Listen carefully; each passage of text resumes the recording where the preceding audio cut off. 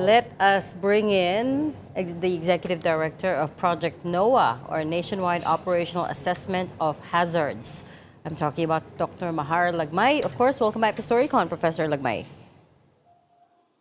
Sir, nakamute kayo. Nakamute po kayo, Professor. Ayan na po. Tinig na po. Roger. Opo. Okay, thank you very much for inviting. Magandang hapon po. Professor, nitong mga nakaraang araw kasi, may mga nakausap kaming mga local at saka national leaders. Wala sa kanila ang tumatanggap na yung problema ay bahagi sila. Ang sinasabi nila ay ang problema sa flooding ay high tide, no? Basura, climate change, at saka dami ng ulan. No? Yung sinasabi nila, wala kami magagawa dyan, practically, as government officials. So, from your vantage point, tingin niyo ba talagang wala tayong magagawa? Talagang inevitable itong baha? Well, siguro kung i-refine natin ng konti, no? Hindi naman natin kayang tanggalin ang baha. Hindi natin pwedeng i-exterminate talaga lahat yan, di ba?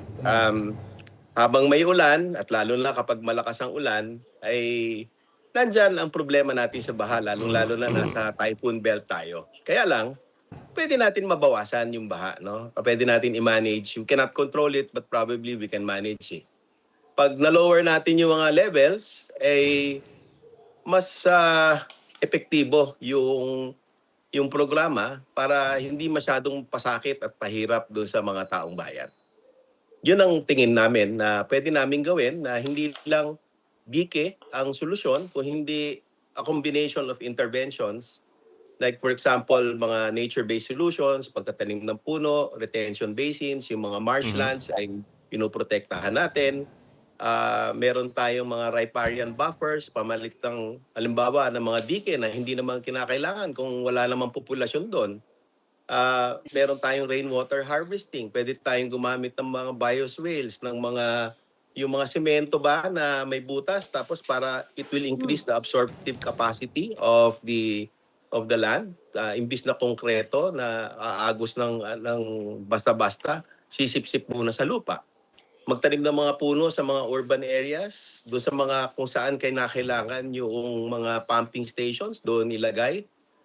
Yung basura, kailangan sinusigurado natin na hindi nagtatapon yung lahat, no? Isang malaking problema yan na dapat tulong-tulong tayong lahat.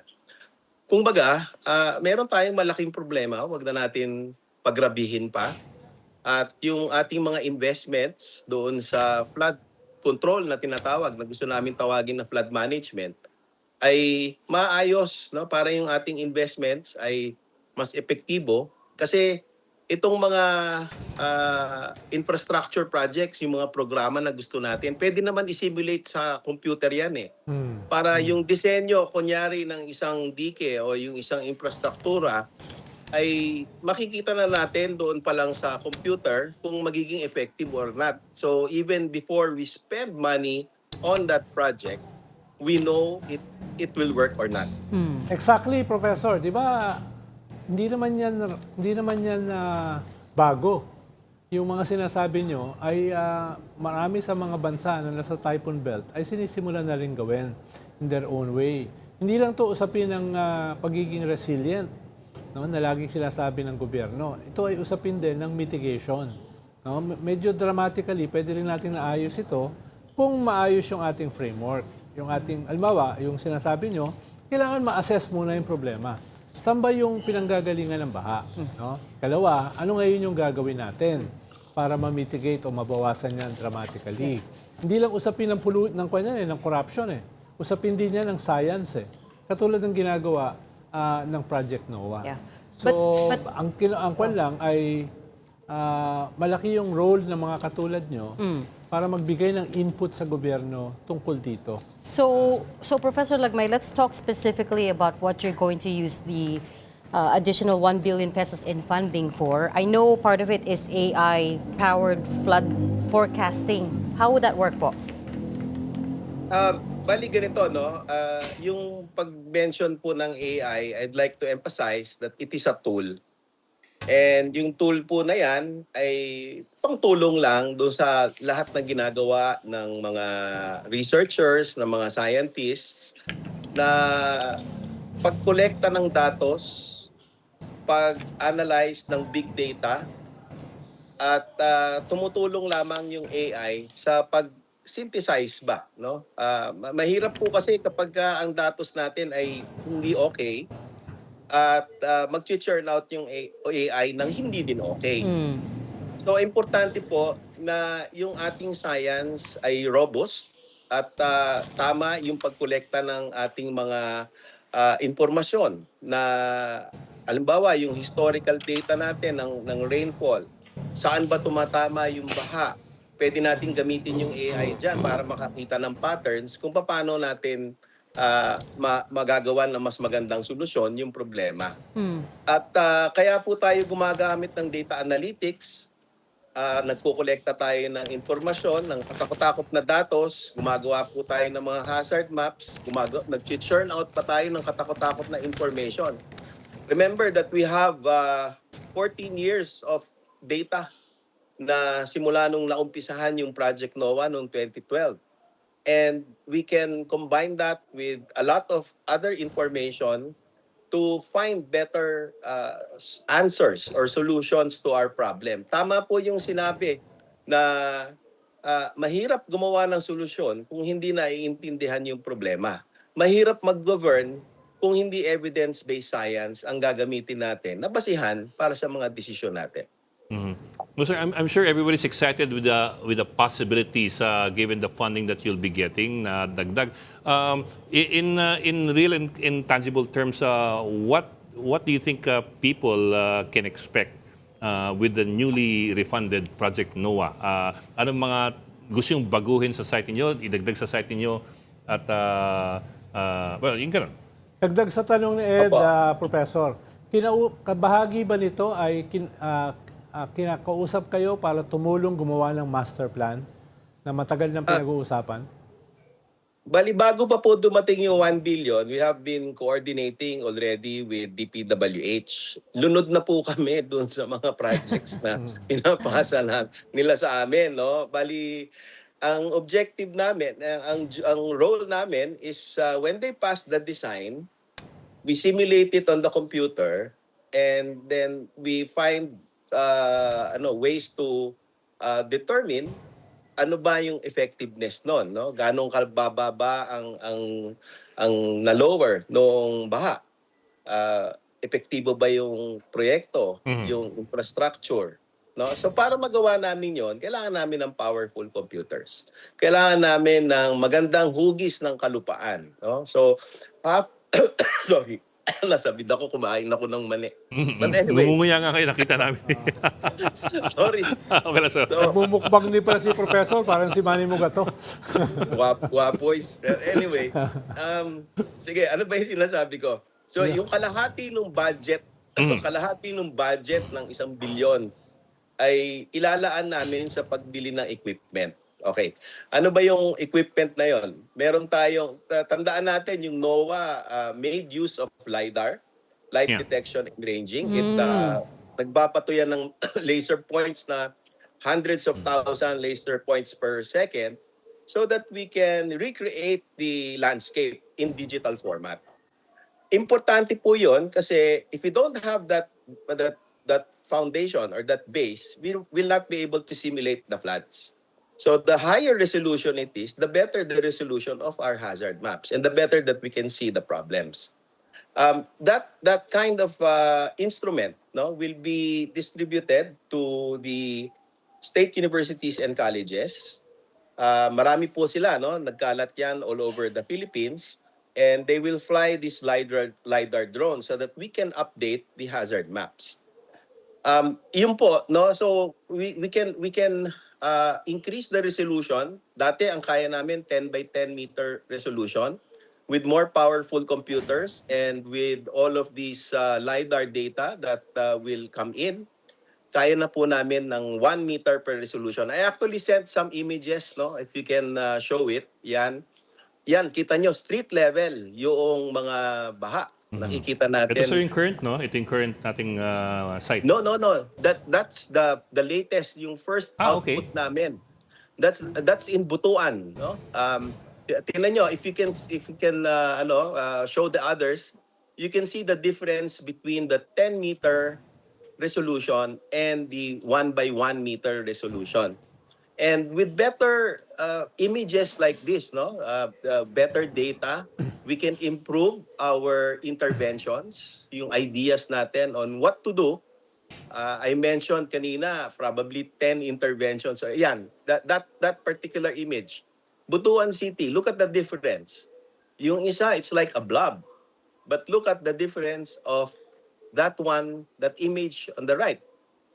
It's very different. You can see where the safe places are. You can see the elevation, the height of the flood, as compared to the one to the left, no? Which is the old product that Okay. we had. Sir, Ayun po. color coding, sir. The red one or the orange one, is it the pink one? Those are the flooded areas.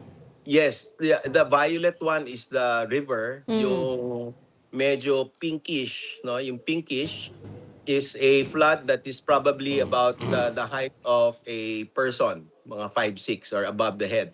The yellow one Masa. is the yellow is probably up to the knee, and the orange is up to the waist. Yung walang kulay, yun yung mga safest places for Yun lang ang hindi development. baha.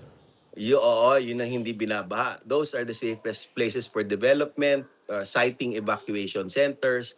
At mukhang yun yung mga talagang real estate that is most favorable. Yun po. So when communities plan, they put the residents, they put the population out of harm's way para pag dumating yung baha, wala tayong disaster na papag-usapan. Professor, by way of forecasting, meron bang maaasahan ang mga tao na mas mabilis yung warning about flood? Siyempre, kailangan nyo ng rainfall forecasting for that, ano? Pero yun ang tinatanong ng mga tao ngayong nadagdagan yung budget nyo, mas mapapaaga ba yung warning sa pagbaha? O walang epekto yan? It has nothing to do with your ano? That's right.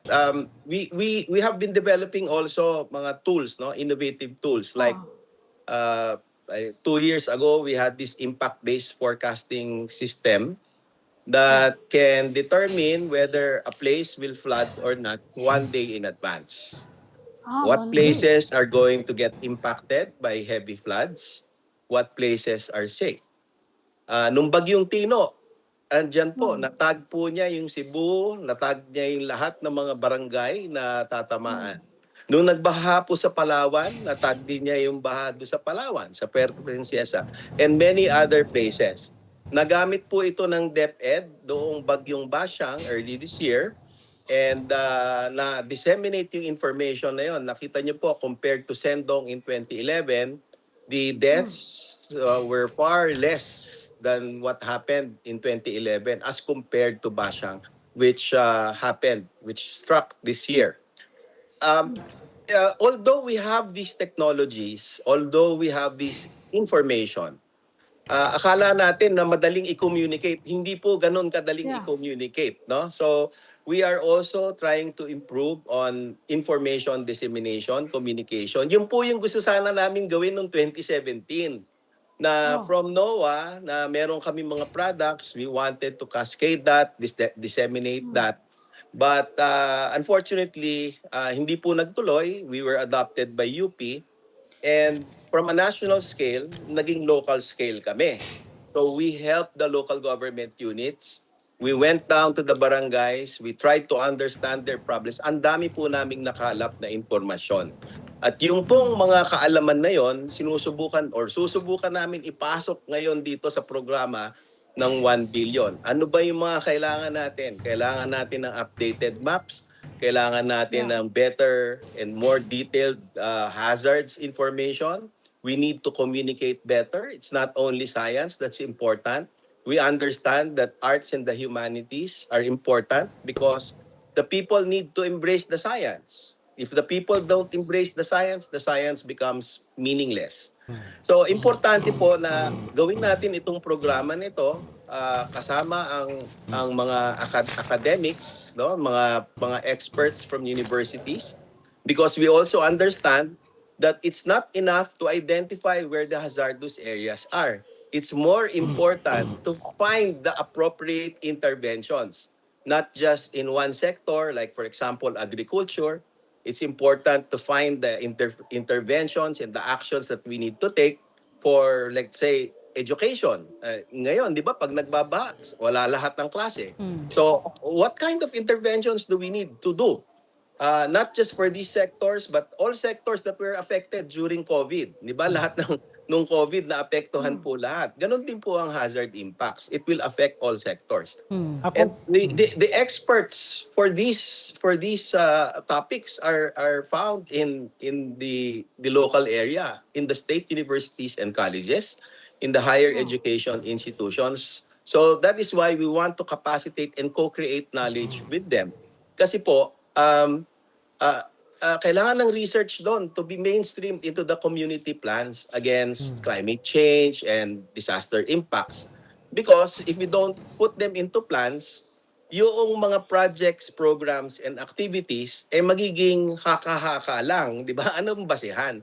Everything should be science-based. Everything should be evidence-based. And yun po, yung science na yon should be put into the plans para yung mga sanggunian will create projects and fund projects that are based on evidence. Ayun po. And if we do that, chances are, walang pangako ito, but chances are, yung ating investments do sa local areas, local communities will flourish, will be better, will yield results for the development of the community.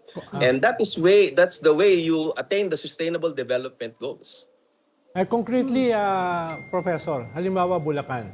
Yung Bulacan kasi parang naging iconic dahil ito yung sentro nitong massive corruption sa flood control among other areas. No? Ikalawa ay kahit wala ng ulan, large parts of Bulacan, baha pa rin.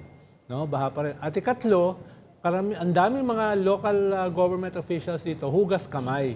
Nakita ko lang huli nung isang araw, yung San Jose del Monte. No? Inaway lahat, maliban yung kanilang sarili. So, halimbawa dyan, sa Bulacan, na practically part na ng Metro Manila, anong intervention ng Project NOAA? Meron na ba kayong interface sa national or local government dyan, katulad ng mga binabanggit nyo? Meron po, no, yung DPWH has been consulting us. Meron mga proposals to mitigate the flood problem in that area. But I must say that it's really a wicked problem, no? Kasi halo po 'yan ng subsidence, bumabagsak po yung lupa dahil sa paghugot ng groundwater. Ang pagbagsak po ng lupa ay as much as 11 centimeters per year. Laki. That is a delta na kapag nilagyan mo ng dike yan, and those dikes were there since kailan ba? More than 50 years ago. And because it's a delta, pag nilimit mo yung tubig, syempre, pagbaha, which is supposed to replenish the land para tumaas yung elevation, para kontra dun sa natural compaction na bumababa, ay lalong bumabagsak yung kalupaan. And with sea level rise due to climate change, pumapasok ngayon yung tubig dagat. And plain yan, no? Flat area yan na yung baha ay nagmumula pa galing sa Nueva Ecija. Bababa yan, and through the years na pinag-aaralan namin yan, alam namin na ang baha can remain up to 1 to 2 months. Sa ibang lugar, like for example, Laguna, nung Undoy, it remained there, yung flood sa coastal areas ng Laguna, up to 4 months.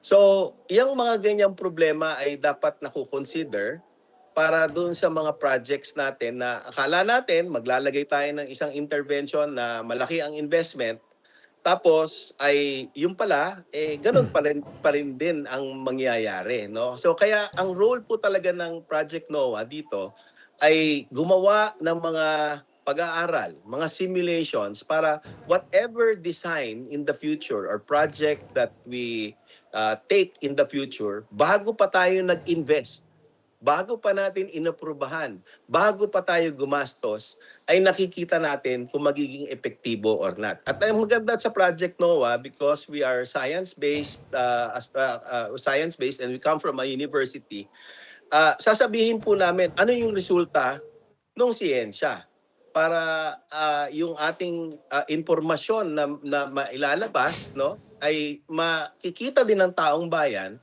para makita ng taong bayan ano ba yung pinaka-epektibo para hindi umaasa lang basta-basta lang, di ba? Kasi parte sila ng paggawa ng solusyon doon sa problema. And again, I would like to emphasize that the problem of flooding is everybody's responsibility. So pati yung pagtapon natin ng basura na nagka-clog ng pathways, yung ating paggawa ng kung ano mang mga infrastructure, yung settlement natin, yung development natin, all come into play. And yun po, ang kailangan pagdesisyon natin bilang mga tao sa sambayanan, na ito ay problema nating lahat at hindi lang problema ng isang bayan. I mean, more than the earlier warnings, Professor, is there a way to improve the accuracy of the forecasts? For example, na-mention niyo po yung the school cancellations. I remember in the last 2 weeks, nagkaroon ng blanket cancellations in all public and private schools, which, caused a lot of problems amongst the parents because yung may mga araw naman na mainit or it was relatively dry. And so that triggered Education Secretary Sani Angara making a proposal na maging granular na lang yung cancellations, meaning each site, each school will have the power to decide for themselves whether to continue with in-person classes or not. I wonder if there's a way to use technology to improve the efficiency and accuracy of forecasting. Yeah, that's right. No, the accuracy of 1 day in advance forecast is probably about 70%, 75%. It's a forecast. It's not always correct. No, there's a probability that it is incorrect. But those are the limitations of science. What we have been doing was creating an app called a Walang Pasok app. It's a suggestion for government to follow a certain type of procedure na hindi subjective. That when we cancel classes, it's based on certain criteria. Thresholds of the amount of rain forecasted to be dumped in an area, whether it's going to be hot during the day. The heat index is above 42 degrees or 43 degrees. So there's a decision basis for every action that we make, whether or not we cancel classes. Yun, palaging science-based ang ating decision, objective. So that is what we're trying to do. We can do it in a granular level up to municipal level. And we made it available. We will make it available sa apps, sa mobile apps for testing. We can, through the years, improve the threshold values, no? Calibrate it according to the location. And I think that is how we should make decisions in government, di ba? It has always to be it always has to be anchored in evidence-based science. That's how you govern. Professor, may link up ba kayo sa NDRRMC? Yung mga gumaganon sa telepono namin, yung orange rainfall, are they consulting you para lang medyo mas mabilis-bilis yung alert ko sa kasakali? Kasi iba, tinatamaan bigla sa opisina, sa school, baha na pala sa labas, saka lang nila makukuha yung alert. Are they consulting you? Hindi po nako-consult kami dyan. Are you planning to link up with the NDRRMC alert system? Kasi yun ang tinitingnan ng mga tao ngayon. Kailangan po, no? Maganda sana kasama kami. We used to be part of the operations of the NDRRMC from 2014 up to early 2017. But we ceased to become being part of the NDRRMC PIDRA system. In fact, yung NOAA, one of the projects which is strategic communications, yun po yung ginawa. Inintroduce niya yung pre-disaster risk assessment that requires hazard-specific, area-focused, and time-bound warnings. So, importante po kasi na hindi tayo nagba-blanket na warning na Yeah. halimbawa 12 provinces or Yeah. 20 provinces kasi if people repeatedly get that kind of message, it creates what we call as the cry wolf effect. Yeah. The next time that they get that message, hindi na action kung wala naman nangyari. So, yun po yung mga fine tuning na pwede namin ma-suggest bilang part ng academe na pinag-aaralan po namin lahat itong mga bagay-bagay na ito. Tapos sa masusing pag-aaral na po na yon, pwede natin maimungkahi dun sa mga decision makers itong mga resulta ng aming mga pag-aaral. Yeah. So yan po ang Project NOAA. Fantastic. And we look forward to all the improvements that you can introduce to our to our LGUs and forecasting system. But we'll leave that there. Thanks so much for talking to us. University of the Philippines Professor Mahar Lagmay, also Executive Director of Project NOAA. Salamat, sir. Thank you, sir.